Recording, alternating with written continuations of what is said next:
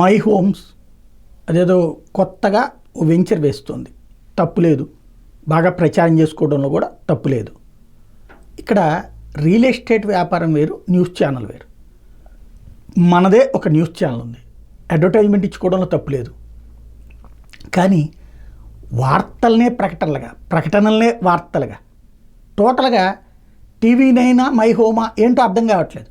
అంటే my home ఛానల్లో కాసి న్యూస్ వేస్తున్నట్టుంది టీవీ9 ఒక రెవల్యూషన్, మీడియా చరిత్రలో ఒక రెవల్యూషన్.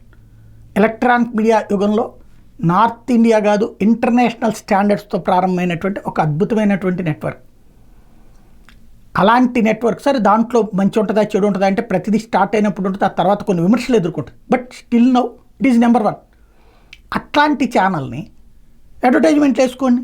ఇప్పుడు దాని యజమానే మై హోమ్ రామేశ్వరరావు గారు, వెరీ గుడ్, తప్పేం లేదు, చక్కగా చేయాలి, మంచిగా చేస్తున్నారు కూడా, జీతాలు అది టైంకి ఇస్తున్నారు, బిజినెస్ బాగా నడుస్తుంది, ఛానల్స్ని చాలామందిని పోషిస్తున్నారు, అంతా బాగానే ఉంది.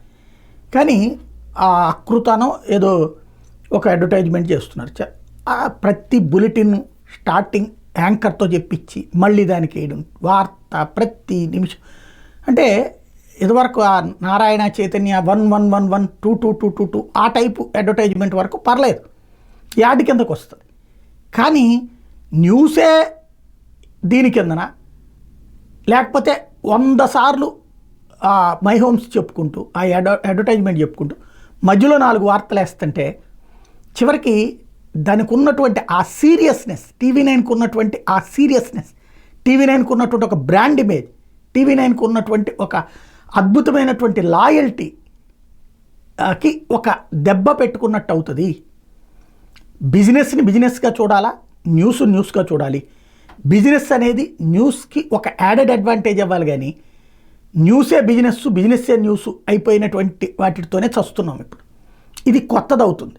కాబట్టి కొంచెం జాగ్రత్తగా ఆలోచించుకుంటే బెటరు. మనిషి మంచి ఆయన, ఆధ్యాత్మిక చింతన ఉన్నటువంటి ఆయన, అలాగే వాళ్ళ కుమారుడు కూడా అంత మంచోళ్ళే.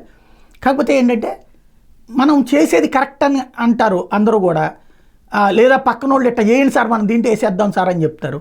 అప్పుడు ఇక్కడ ఉన్నటువంటి టీవీ ఛానల్ వాళ్ళు కూడా కాదనే పరిస్థితి కాదు, ఎందుకంటే జీతాలు తీసుకుంటున్నాం కాబట్టి. కానీ బయట నుండి చూస్తున్నటువంటి నాబోటోళ్ళం ప్లస్ దాంట్లో నుంచి పెరిగినటువంటి వాళ్ళం దాని యొక్క గ్రేట్నెస్ని ఆస్వాదించినటువంటి వాళ్ళం కాబట్టి ఆ లోపం కనబడుతుంది. సంస్థలు బాగుండాలా, ఆయన బాగుండాలంటే కొంచెం జాగ్రత్త తీసుకుంటే బెటర్.